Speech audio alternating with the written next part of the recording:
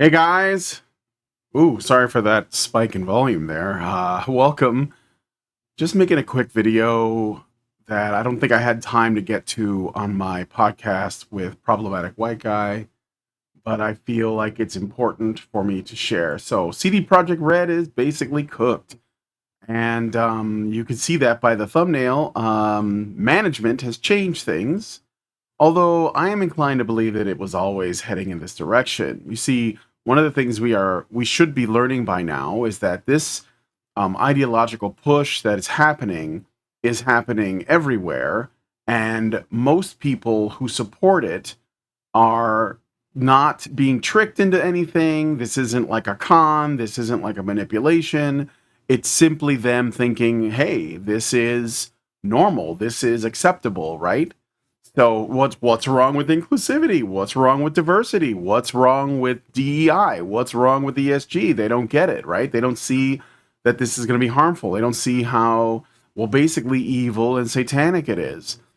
So we're going to get into this story, which it saddens me because I like cyberpunk as a genre. I ran cyberpunk tabletop for a long time.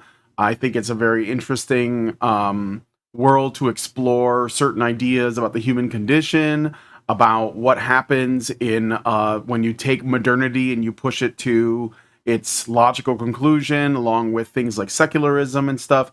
I think it's interesting for that perspective, but I think a lot of people have different kinds of takeaways.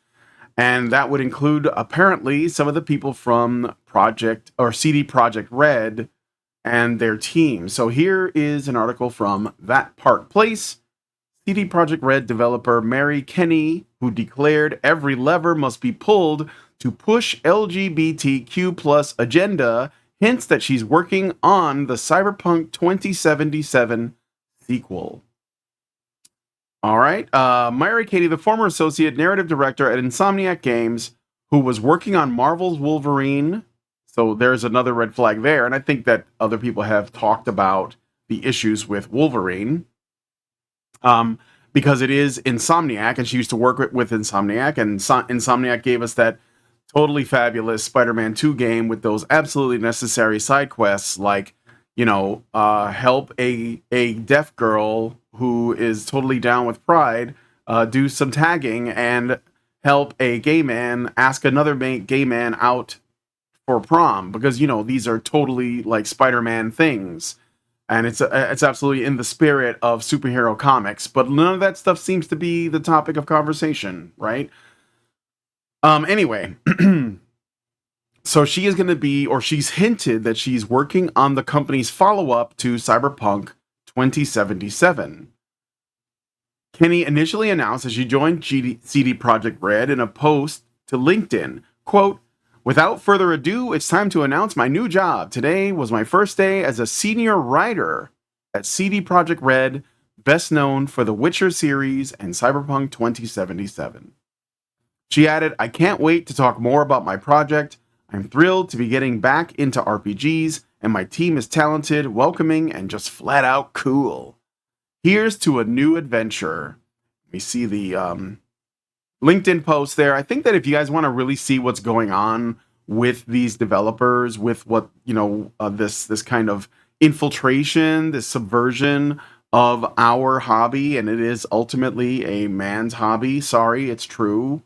Like, sorry that you don't like that, but it's true. They're the ones that hold it up. They're the ones that invest in it. They're the ones that build it up. So, but if you want to be able to get a better sense of what people are up to, I think LinkedIn might be a much better and more useful tool than X, because people are generally more honest about their intentions on LinkedIn, and you can probably get a good sense of what's going on. It's a bit more of a bubble, and it's like infiltrating the bubble, Anyway, in a follow-up post, she provided more clarity and revealed that during her meetings with CD Projekt Red, she discussed the company's Project Orion, which is their follow-up to Cyberpunk 2077. She wrote on LinkedIn, quote, "My inbox remains filled with people asking for the spicy tea on my recent job change. So this post is to assure everyone there is in fact no tea, just a plate of vanilla wafers with pastel frosting. I don't know what that means, but I assume it's gay in some way." She continued, quote, 1. Insomniac and I didn't part on bad terms, even a little. I wasn't fired. Big happy face. I adore my former fellow directors on Marvel's Wolverine, and I don't intend to let any of them fall out of touch with me. A lot of my work is still in that thing. I'm rooting for that game and all of Insom's future projects. Next, she revealed that she discussed the company's plans for Project Orion, which is the sequel to Cyberpunk 2077. Quote, 2. Deciding to leave Insomniac was really hard. I had a great, fast-paced 5 years there with wonderful people I adore. But when I met the team and heard the details of Project Orion, I couldn't stay away. It's a dream project for me as a writer/gamer, end quote. She concluded, quote, no tea, all cookies, just excitement, great people, and cool projects. Good vibes, guys, end quote. She didn't say good vibes. I added that. So this is there's a lot of red flags here. I'm sorry, guys, but I think Cyberpunk 2077 Project Orion, whatever that is, needs to be added to the list of DEI detected for sure, okay? This woman worked on Spider-Man 2. She worked on, or not Spider-Man 2, I'm sorry. She worked with Insomniac, who worked on Spider-Man 2. She worked on the Wolverine project, which is probably going to be trash as well, and I would suggest that you guys avoid it. In fact, it's probably going to make a lot of old school Wolverine fans very angry. And now she says that the details of Project Orion implies that it is her dream project, okay? So this could be more woke than Dustborn, if that's even possible. So I think that we're going to have to, take that into account. So here is the, they've made the announcement in 2022, Cyberpunk 2077 Orion.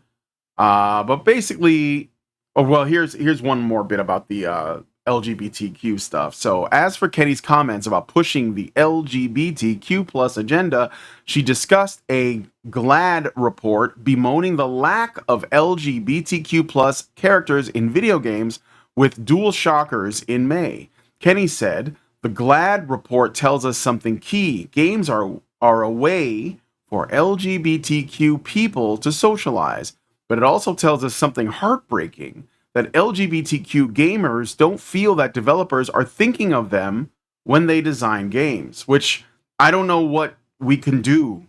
Basically every game that has any degree of, romance options has gay romance options, or LGBT, whatever. But they have romance options. Baldur's Gate 3, Cyberpunk 2077, I believe that Dragon Age games, this is becoming a bigger and bigger thing. And in fact, I believe it's a less important thing. I think that any character should be able to romance any character. I think that most people are going to do heterosexual because most people are heterosexual, and there's nothing wrong with that. But of course, the idea here, and I think this is important for you guys to know, it's not about inclusion. It's about special privileges for groups that these people see as in the minority or oppressed or lacking power, even though the G Mafia, as I like to call them, they're extremely powerful. They have tremendous influence in the corporate sphere, in the political sphere, in the media sphere, etc. So this is actually a lie, an exaggeration. I mean, could you imagine somebody making a game where you could play a character that's a Christian, and he's a male and heterosexual and, just hardcore, fundamentalist traditionalist? They would never create that, because the entire gaming industry is it's extremely liberal with very few exceptions. And so they're pretending there's a problem where there isn't, so they can make changes to stuff that doesn't need it, while demanding that there needs to be more changes, because even though there have been changes, those changes are insufficient, and it's really a sad day for people, I guess. So yeah, this is all a lie, and it's an exaggeration, and it's basically going to destroy the industry. He added, quote, there are so many LGBTQ developers, and we want what players want, to design experiences that tell the player we're here, we're important, and we belong. In order to obtain this, she declared, we need to pull every lever we have, characters, community support, mechanics, to make it so. So again, bear in mind here what's going on, right? Remember, I made a video about the 5 steps of entryism. This is the we demand a seat at the table, or we demand to control the table. Well, right now they're demanding a seat at the table, but they already control the table. They already have the influence. They've already guilted, the nerdy normie game developers into allowing them in and into allowing them tremendous influence. They have already been terrified into giving these people what they want. And so that's not going to stop. And they're going to constantly act like the battle is never ending. This is the point. I've been refuting feminist arguments for 10 years, and feminist arguments are always the same arguments. It's always women are underserved, women need to be served, and yet once we serve them, there's still a long way to go. This is the way it always goes because they don't have complete control yet. And even when they do, they're going to demand more. And it's the same with any of these gay race communists. It's the same narrative.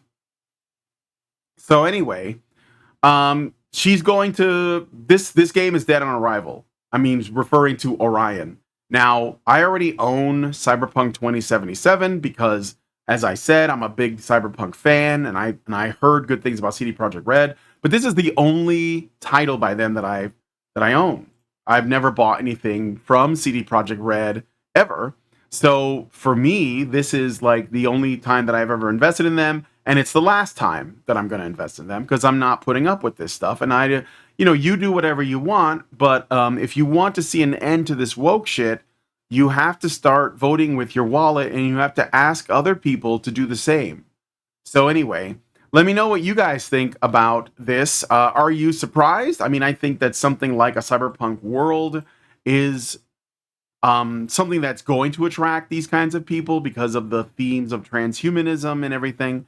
But it should also be seen as a cautionary tale. And I don't think these people do. I think they want to live in a world like this, So anyway, let us know what you guys think about this one in the comments. Thank you so much for joining me on this little adventure. Please like, share, subscribe, and I'll talk to you in the next video. See you tomorrow. I'm going to be doing a thing with Mentis Wave, who's a great YouTuber, is a great channel, and Airplay, who is a big supporter of, Vivian. So see you guys in the next video. Long live Vivian.